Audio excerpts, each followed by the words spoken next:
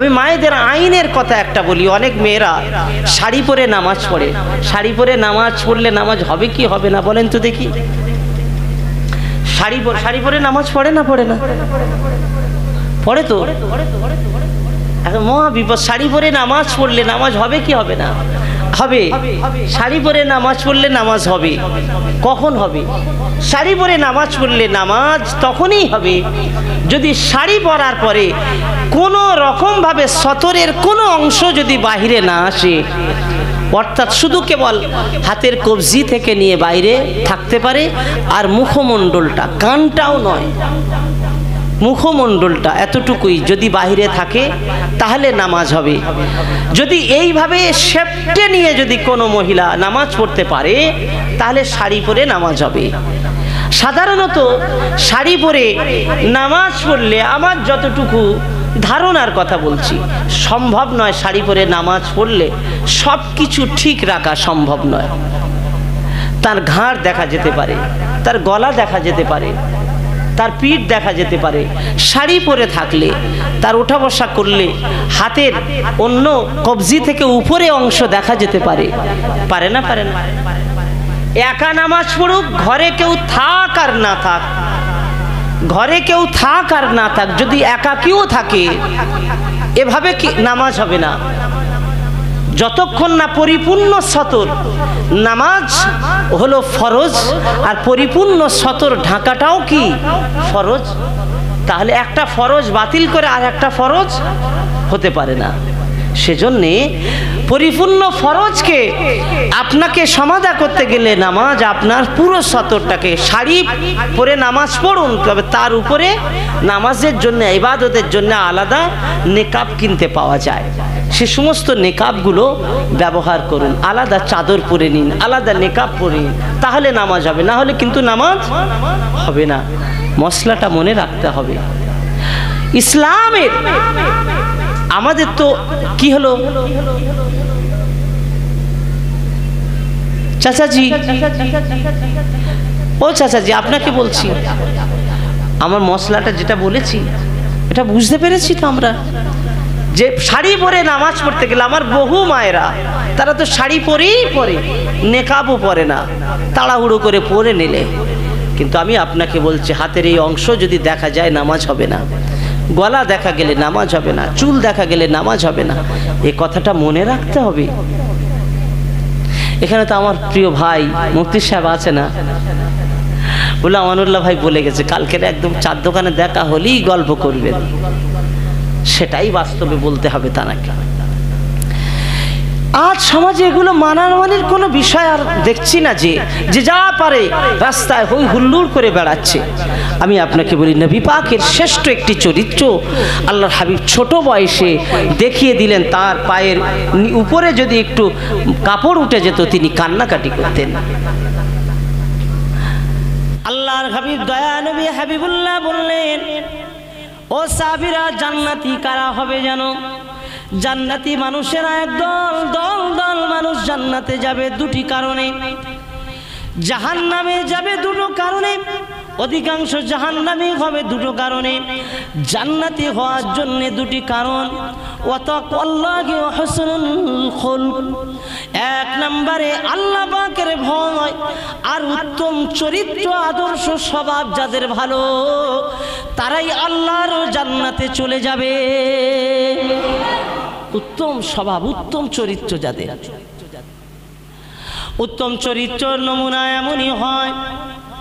পাশের বাড়িতে আল্লাহর হাবিব এক সাহাবীকে বলছেন, ও সাহাবী, আজকে তোমার বাড়িতে কি রান্না বান্না করেছো? বলে, ইয়া রাসূলুল্লাহ, গোশত রান্না হয়। নবী আমার বললেন, গোশত ঝোলটা একটু বাড়িয়ে দিও, পাশের বাড়ির লোকটাকে একটু ঝোল অন্তত দেবে। আবার নবীর আখলাক, তুমি পাশের বাড়িটা দেখে খেও, ঝোলটা একটু লম্বা করে দিতে বলো বাড়ির গিন্নির। নবী পাক কি আদর্শ রেখে গেছে, কিভাবে মানুষের সঙ্গে তিনি দেখিয়ে দিয়ে গেছে। আল্লাহর হাবিব দয়া নবী দিন ও দুনিয়ার বাদশা সাহাবীদের মাঝে যে আদর্শ তুলে ধরে গেছেন, অপার দিকে নবী পাক সেই রাসূলুল্লাহ হাবিবুল্লাহ তার আদর্শের ভিতরে সর্বদাই শ্রেষ্ঠ আদর্শ ছিল ক্ষমা করা। একবার জোরে জোরে বলুন সুবহানাল্লাহ। আল্লাহ পাক বললেন ক্ষমাকারী আমার কাছে শ্রেষ্ঠ মানুষ। ক্ষমা করার আদর্শ যাদের আছে, ক্ষমা যারা করতে পারে তারাই তো শ্রেষ্ঠ মানুষ। ওয়ালানাবলুয়ান্নাকুম বিশাইইম মিনাল খাউফি ওয়াল জুই ওয়া নাকসিম মিনাল আমওয়ালি ওয়াল আনফুসি ওয়াস সামারাত ওয়া বাশশিরিস সাবিরিন আল্লাযীনা ইযা আসাবাতুহুম মুসিবা ক্বালু ইন্না লিল্লাহি ওয়া ইন্না ইলাইহি রাজিউন। যারা বিপদে পড়বে, মুসিবতে পড়বে, তারা সবর করবে, সবরকারী মানুষ হয়ে যাবে, সবর করবে, অন্যায় পথে যাবে না, তথাপিও তারা সবর করবে। সবরকারীকে আল্লাহ পাক বড় ভালোবাসেন। আমি নবী পাক সবর করতাম। আমি রাসূলুল্লাহ দয়ার নবী হাবিবুল্লাহর কথা বলছি। হে যুবকেরা, আল্লাহর হাবিব এত ক্ষমা করেছেন, এত ক্ষমা করেছেন। মানুষের আঘাতের পরে আঘাত করার পরে নবী পাক সমস্ত আঘাতের পরেও তাদেরকে ক্ষমা করে দিয়েছিলেন। জোরে জোরে বলুন, আরো একবার জোরে বলুন সুবহানাল্লাহ। আজ যুগেতে শুধু প্রতিশোধ, শুধু প্রতিশোধ নিচ্ছি আমরা, প্রতিশোধ, এত প্রতিশোধ, এত প্রতিশোধ, এত প্রতিশোধ চলছে। প্রতিশোধ নিতে নিতে নিতে নিতে নিতে নিতে দেশ এমন হয়ে গেল, প্রতিশোধ নিতে নিতে দেশ এমন হয়ে গেল বাবা। প্রতিশোধ নিচ্ছে আল্লাহর ওলিদের সাথে, আল্লাহর ওলিদের সঙ্গেও প্রতিশোধ নিচ্ছে। বাংলাদেশে সব ওলিদের মাজারগুলো ভাঙছে, দল দল ওলিদের মাজার ভাঙতে যাচ্ছে বাংলাদেশে। বাংলাদেশ তো আমাদেরই দেশ ছিল রে বাবা, ভাগ হয়েছে, ভারত ছিল তো, অখণ্ড ভারত। তো আমার দাদা হুজুর পীর কেবলা বাংলাদেশের সব জায়গা তো তিনি মেহনত করে মানুষকে এই যে নবী প্রেমিক তৈরি করেছেন। মুজাদ্দিদুজ্জামান তো তার সব থেকে শ্রেষ্ঠ অবদান, বলুন না সুবহানাল্লাহ। তো সেখানে ওলিদের মাজার যদি ভাঙে আমাদের গায়ে লাগবে না, লাগবে না? হ্যাঁ, ওলিরাই তো, আল্লাহর ওলিরাই তো নবী প্রেমিক গড়ে তুলেছেন। ওলিদের হাত ছাড়া কখনো নবী প্রেমিক হওয়া যাবে না। ও ওলিদের হাত ছাড়া যত মানুষ আপনি দেখবেন এরা সব নবীর দুশ্মন ছাড়া আর কেউ হবে না। নবীর দুশ্মন হওয়া যাবে, আর নবীর প্রেমিক হতে গেলে আল্লাহর মাহবুবদের সঙ্গী হতে হবে। একবার বলবেন না সুবহানাল্লাহ। ইহদিনাস সিরাতাল মুস্তাকিম, আমি তো গাজওয়ারি কথা বলছি না। ইহদিনাস সিরাতাল মুস্তাকিম সিরাতাল লাযিনা আনআমতা আলাইহিম। আল্লাহ পাক বলেছেন, আল্লাহ আমাদেরকে শিখিয়ে দিয়েছেন। কি গো, কোথায় যাও, কোথায় যাও? কি রাত অনেক হয়ে গেছে নাকি? উঠেছো কেন, উঠেছো কেন? হাই দেখো, এদিকে তাকায় না। কোথায় যাচ্ছ? হ্যাঁ, বিরিয়ানি থাকলে দেখতে সব নাকি? হ্যাঁ, খিচুড়ি মাশাআল্লাহ আছে গো, আলহামদুলিল্লাহ। আপনাদের কষ্ট হচ্ছে নাকি? দেখবেন আগামী বছর ইনশাল্লাহ বিরিয়ানি হবে, এবারটা খিচুড়ি খেলেন ইনশাল্লাহ, আল্লাহ যদি চায় হবে। আপনারা তো নবী দিবসটা সেইভাবে জৌলস করে যদি মনে করেন করব, তো এক একটা ছেলে একটা করে গরু দিলেই তো হয়ে যায় রে বাবা, বড় করে খিচুড়ি হয়ে যায়, সব বিরিয়ানি হয়ে যাবে। তখন দেখবেন একদম হাট পর্যন্ত লোক লাইন পড়ে যাবে সব নেওয়ার জন্য। কি আসবে না? তাহলে আলহামদুলিল্লাহ। আমি আপনাদের মাঝে যে কথা বলতে, ওলি ছাড়া, মাহবুব ছাড়া আপনি কখনো তো নবী প্রেমিক হতে পারেন না। আল্লাহ নিজে শিখিয়ে দিয়েছেন, এই শেখানোটা আমি ভুলে যাচ্ছি কেন? দেখেন অনেকজন অনেক কথা বলবে, আমি সেই কথায় যাব না। আমি আল্লাহ যে কথা বলেছেন সেই কথায় আমি ফিরে আসতে চাইছি, যে সিরাতাল লাযিনা আনআমতা আলাইহিম। আল্লাহর কাছে দোয়া চাইছি, আল্লাহ আমাকে সেই নিয়ামতের অধিকারী করুন যাদেরকে আপনি নিয়ামত দিয়েছেন। নিয়ামত অর্থাৎ যাদেরকে আপনি আপনার রহমত বরকত দিয়ে আপনি যাদেরকে কবুল করেছেন, আল্লাহ ওদের মতো আমাদেরকে করুন। তো আল্লাহ যাদেরকে নিয়ামত দিয়েছেন, আল্লাহ যাদেরকে মাহবুব হিসাবে কবুল করেছেন, তারা তো প্রত্যেকেই নবীর আশিক ছিলেন, জোরে বলা যাবে না? আল্লাহ বললেন তোমরা তাদের অনুসরণ করো, তাদের মতো হও। আমরা তো তাদের মতো হওয়ার জন্যই দোয়া করছি। আমরা তাদের ওসিলা দিয়ে দোয়া করি, ইয়া আইয়ুহাল্লাযীনা আমানু ওয়াবতাগু ইলাইহিল ওয়াসিলা। আমরা তো ওসিলা দিয়ে দোয়া করি, আমরা বলি না পীর আপনাকে আমাকে করে দিন, এ কথা বলি না। ওসিলা দেওয়া পরিপূর্ণ জায়েজ। আল্লাহর ওলিদের দরবারে গিয়ে দোয়া করা, তাদের ওসিলা দেওয়া দোয়া করা, এটা সরাসরি জায়েজ শুধু নয়, এটা আল্লাহ পাকের হুকুম। আল্লাহ পাক নিজেই বলেছেন তোমরা ওসিলা অবলম্বন করো, ওসিলা অর্জন করো। বলুন না সুবহানাল্লাহ। আল্লাহর হাবিব দয়ার নবী চাচা যান, আল্লাহর হাবিবের চাচা যান নবী পাকের যখন কোনো বিপদ আপদ মুসিবত হতো, পানি হতো না, বর্ষা হতো না, আল্লাহর হাবিবের চাচা যান ছোট্ট শিশুটাকে নিয়ে কাবার চত্বরে চলে যেতেন। কাবার চত্বরে গিয়ে আমার সোনা নবী, শিশু নবী, নবী মুহাম্মদ রাসূলুল্লাহ সাল্লাল্লাহু আলাইহি ওয়াসাল্লামকে কাবার দেওয়ালের গায়ে লাগিয়ে আল্লাহর দরবারে দোয়া করতেন, ও কাবার মালিক আল্লাহ, এই শিশু মুহাম্মাদের ওসিলায় আপনি পানি দিন। বলা শেষ, আল্লাহ পানিও দিতেন। জোরে বলা যাবে না সুবহানাল্লাহ? কি গো, কে বলেছে? আল্লাহর হাবিবের এভাবে ওসিলা অর্জন করতে তারা। ইমাম আবু হানিফা রহমাতুল্লাহ আলাইহি, ইমাম শাফি রহমাতুল্লাহ আলাইহি, ইমাম হাম্বলি, ইমাম মালিক রহমাতুল্লাহ আলাইহি, সকলেই এক একটি ইমাম। ইমাম জগতে যারা শ্রেষ্ঠ ইমাম, প্রত্যেক ইমাম ওসিলার ব্যাপারে লিখেছেন। একজন আরেকজনের কবরের কাছে গিয়ে ওসিলা দিয়ে আল্লাহর কাছে দোয়া করেছেন। জোরে বলুন সুবহানাল্লাহ। হে প্রিয় যুবকেরা, সোনার মানিকেরা, আজ আল্লাহর ওলিদের বেইজ্জতি করা হচ্ছে। জগতে নবীর দুশ্মনী কিভাবে শুরু হয় দেখেন। যারা নবী প্রেমিক হয়ে পৃথিবীতে চলে গেলেন, তাদের দুশ্মনী করে তাদের মাজারগুলো ভাঙা হচ্ছে, তাদের মাজারগুলো মাটির সাথে মিশিয়ে দেওয়ার চেষ্টা চলছে। দুর্ভাগ্য, এই মাজার ভাঙতে ভাঙতে এক জায়গায় মাজারের কবরস্থান যখন ভাঙা শুরু করেছে, বাবা যশোর এলাকায় সম্ভবত হবে, আল্লাহ পাকের এক ওলি বান্দার কবর ভাঙতে ভাঙতে দেখতে পাওয়া গেল কবরের ভিতরে আল্লাহর ওলির লাশ মোবারকটা আজও 200 বছর হয়ে গেছে, আজও অক্ষত অবস্থায় আছে। ভিডিওটাই তো রিসেন্ট ভিডিওর কথা বলছি, অক্ষত অবস্থায় আছে। শুধু অক্ষত অবস্থায় লাশ নয়, বাংলাদেশের জমিনে 2024-এর ঘটনা বাংলাদেশের জমিনে ঘটে গেল। আল্লাহর ওলির মাজার ভাঙার পরে, আল্লাহর মাহবুব বান্দার মাজার ভাঙার পরে, কবর ভাঙার পরে যখন অক্ষত অবস্থায় লাশ পাওয়া গেল, শুধু তাই নয়, তার যে শরীরে কাফন পরিয়েছিলেন, ওই কাফনটা আজও পর্যন্ত একই অবস্থায় আছে। জোরে বলুন, আরো একবার জোরে বলুন সুবহানাল্লাহ। 200 বছরের উপরে কোনো কাফন ভালো থাকতে পারে? একটা কাপড় ভালো থাকে? এই দেখার পরে মানুষ এখনো ঈমান মজবুত হবে না, এখনো ওলির দুশ্মনী করবে যারা। এই দেখার পরে যদি ওলিদিগের দুশ্মনী করে, তাহলে ওদের ঈমান নিয়ে প্রশ্ন থাকা স্বাভাবিক কিনা বলে? এই দেখার পরে তো আর ওলিদের দুশ্মনী করা যায় না, তবুও ওলিদের দুশ্মনী করছে, তবু আল্লাহর মাহবুবদের দুশ্মনী করছে। আল্লাহর মাহবুবেরা তারা নবীদের পাগল ছিলেন। জোরে বলা যাবে না সুবহানাল্লাহ? আল্লাহর নবীদের পাগল ছিলেন।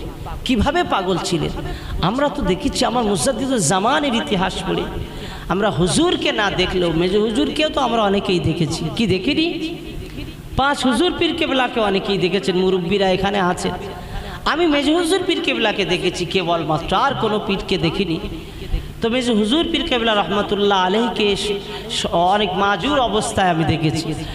তো সেই সময় তানাদের জীবন ইতিহাসগুলো তো আমাদেরকে তো শিখিয়ে দেয় যে নবীর প্রেমিক হলে কেমন তারা হয়, তা কেমন তারা চরিত্রের মানুষ হন।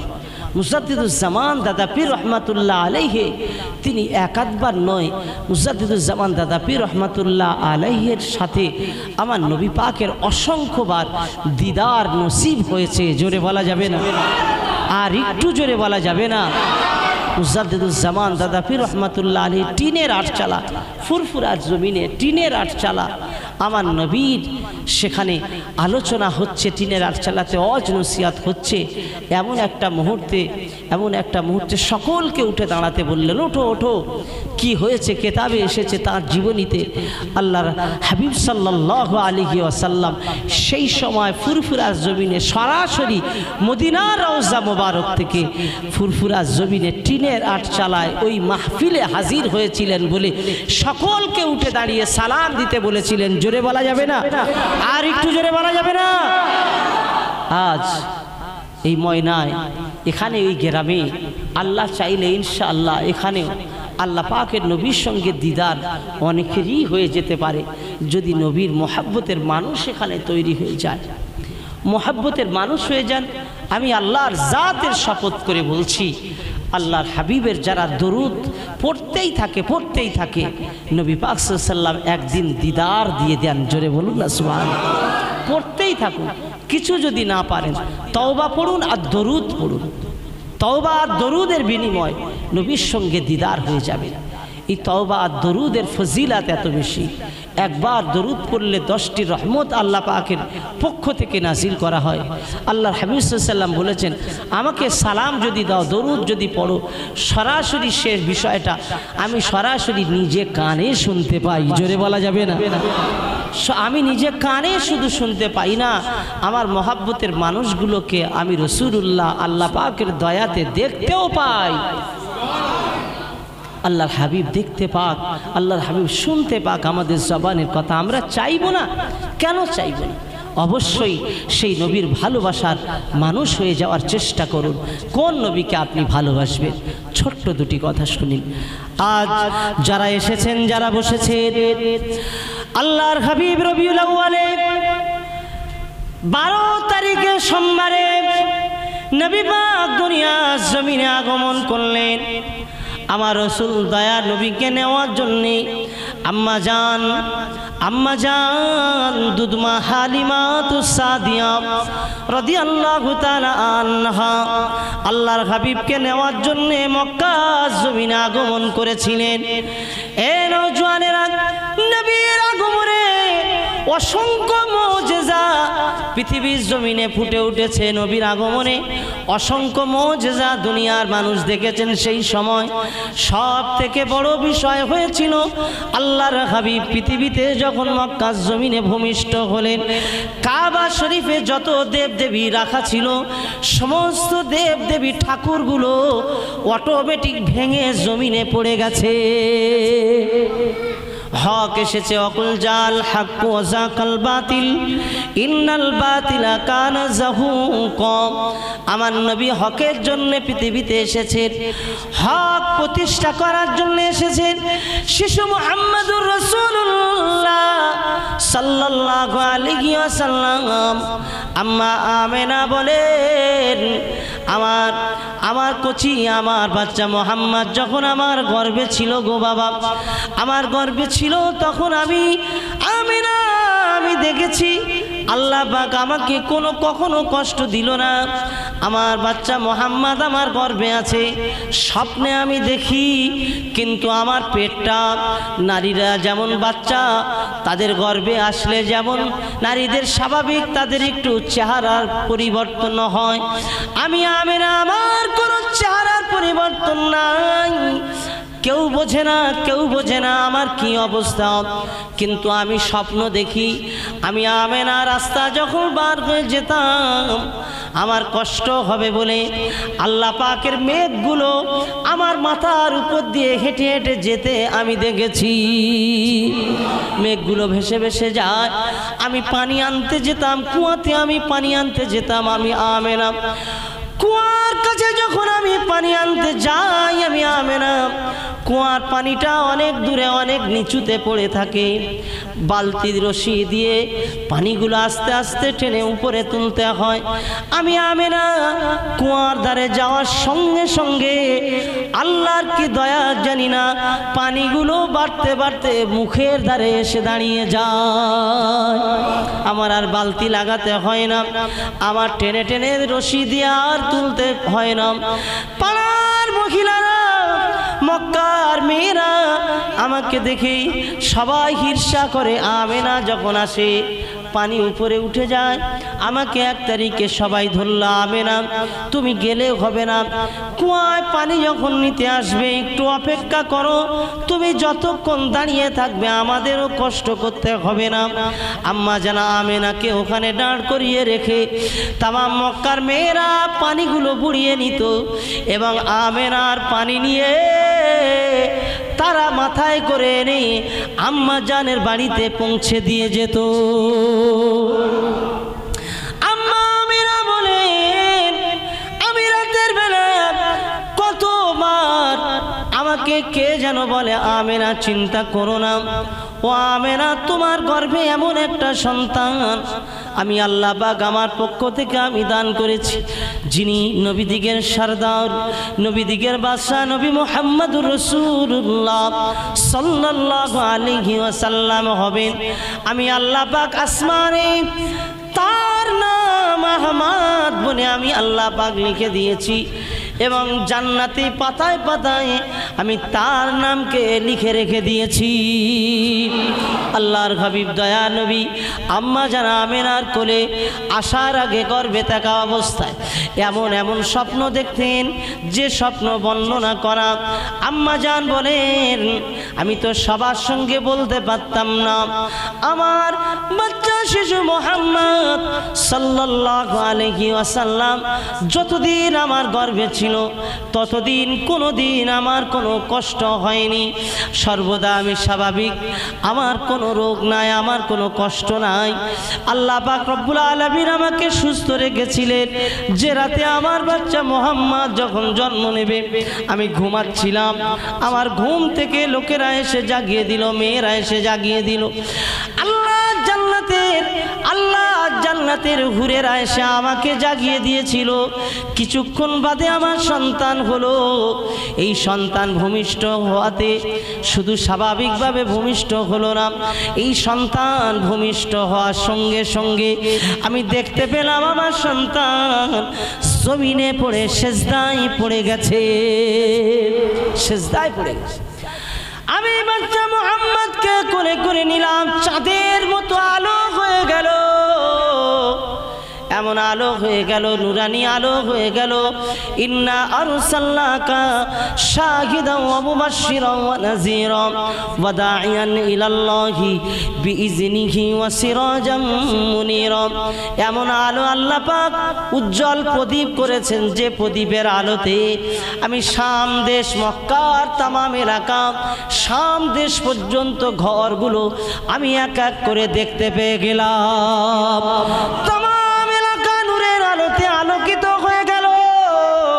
মক্কার মানুষেরা বুঝতে পারলেন, তাম সমস্ত জায়গার মানুষেরা বুঝতে পারলেন বাচ্চা শিশু মুহাম্মদ সাল্লাল্লাহু আসার পরে আমার ঘরের চতুর্দিকে যেন আওয়াজ আসছে, আমার ঘরের চতুর্দিক দিয়ে যেন আওয়াজ আসছে, মারহাবা ইয়া রাসূলুল্লাহ, মারহাবা ইয়া হাবিবাল্লাহ।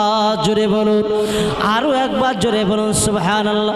সকলে আমার সঙ্গে বলুন মারহাবা ইয়া রাসূলুল্লাহ, মারহাবা ইয়া হাবিবাল্লাহ, আসসালাতু ওয়াসসালামু আলাইকা ইয়া রাসূলুল্লাহ, আসসালাতু ওয়াসসালামু আলাইকা ইয়া হাবিবাল্লাহ। জোরে বলুন, আরো একবার জোরে বলুন সুবহানাল্লাহ। আল্লাহর হাবিব দয়াল নবী শিশু নবী মুহাম্মদুর রাসূলুল্লাহ সাল্লাল্লাহু আলাইহি ওয়াসাল্লাম পৃথিবীতে আগমন করার পরে তিনি এমন একজন নবী হয়ে এসেছেন, বাচ্চা বেলাতেও তিনি নবী, আল্লাহ আগে থেকে নবী করেছেন, সকল নবীদের নবী তিনি। তানার ব্যাপারে আল্লাহ পাকে কথা তো জানিয়ে দিয়েছেন। শিশু মুহাম্মদ সাল্লাল্লাহু আলাইহি ওয়াসাল্লাম তিনি নবী হিসাবে আসার পরে তানার একটা বড় গুণ ছিল গো বাবা। ছোট বয়সের কথা আপনাকে বলছি। আম্মা জান হযরতে দুধমা হালিমাতুস সাদিয়া বলেন, আমি যখন আমিনার কাছ থেকে আমার বাড়িতে এনেছিলাম, আমার বাড়িতে বরকত আর বরকত কোনো অভাব নাই, গাছেতে খেজুরের অভাব নাই, আমার উঠে আর কোনো দুধের অভাব নাই।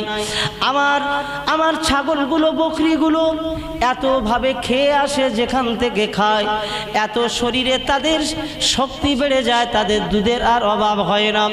আমার বাড়িতে রহমত, আমার বাড়িতে আল্লাহর দয়া ভরে গেল। আমি বাচ্চা শিশু মোহাম্মদকে অতি যত্নে আমি রাখতে লাগলাম।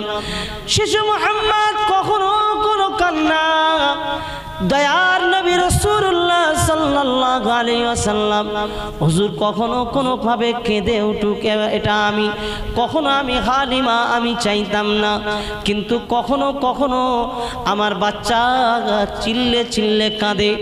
এই কান্নার ব্যাপারে আমি দৌড়ে দৌড়ে চলে যেতাম। আমি দুধমা হালিমা যখন দৌড়ে দৌড়ে যেতাম, আমি মনে মনে ভাবতাম আমার বাচ্চা মোহাম্মদ না জানি ক্ষুধার যন্ত্রণায় সে হয়তো কান্নাকাটি করে, কিন্তু না খেতে দিতাম, খাওয়ার ব্যাপারে কাঁদে না। বাচ্চা মোহাম্মদের শরীরের কাপড় একটুখানি উঁচু হয়ে গেলে, ছোট্ট বাচ্চার কাপড় উঁচু হয়ে গেলে কান্নাকাটি করত। যখন আমি হালিমা দুধমা আমি যখন বাচ্চার কাপড়টাকে সোজা করে দিতাম, সঙ্গে সঙ্গে কান্না থেমে যেত। জোরে বলুন, আরো একবার জোরে বলুন সুবহানাল্লাহ। হায়া লজ্জা আমার নবী পাকের ছোট বয়স থেকে, শিশু বয়স থেকে নবী হিসাবে এসেছেন, তার লজ্জা। আজকের আমাদের লজ্জা নাই, শরম নাই, হায়া নাই, লজ্জা নাই। কি স্বভাবের যুবক হয়েছে, কি স্বভাবের সন্তান আমরা বড় করছি গো বাবা। আল্লাহর হাবিব ছোট বয়সে শরীরের কাপড় সরে গেলে কাঁদতেন।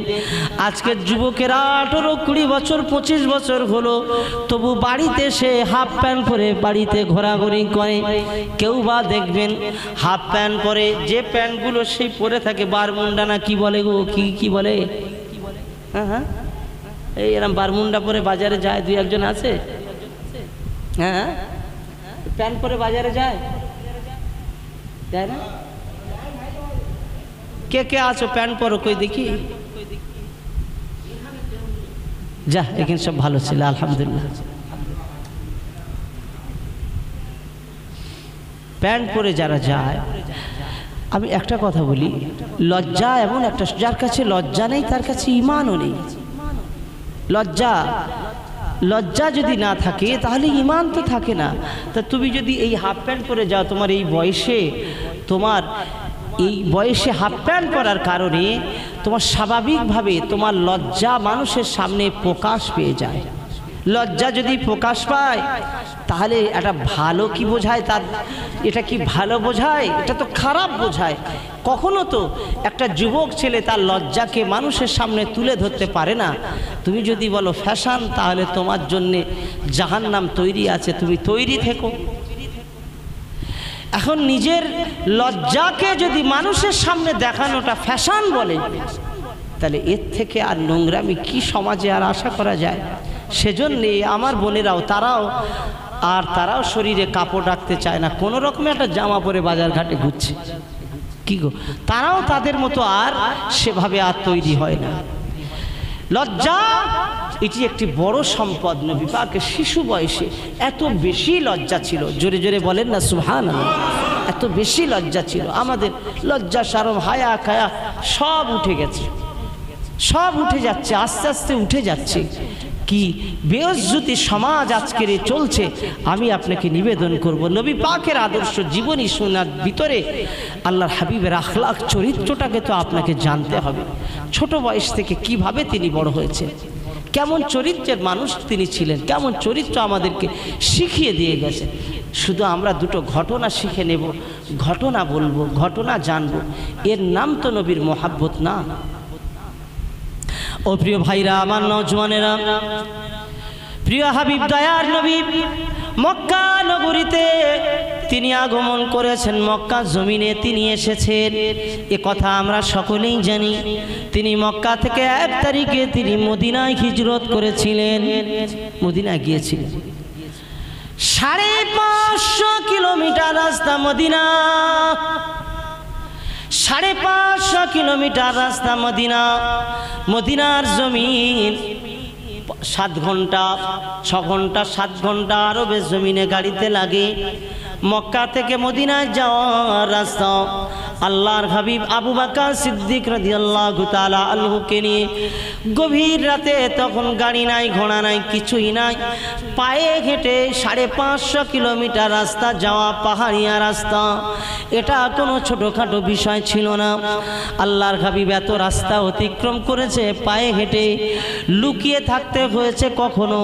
আল্লাহ পাকের হাবিব দয়ার নবী বিশ্ব নবী হযরতে আবু বকর রাদিয়াল্লাহু তাআলা আনহুকে বলেছিলেন, ও আবু বকর, এ আবু বকর, পিছন দিক দিয়ে তারা ধাওয়া করে আসে, আমাদের গুহার ভিতরে আমাদের অবস্থান করতে হবে।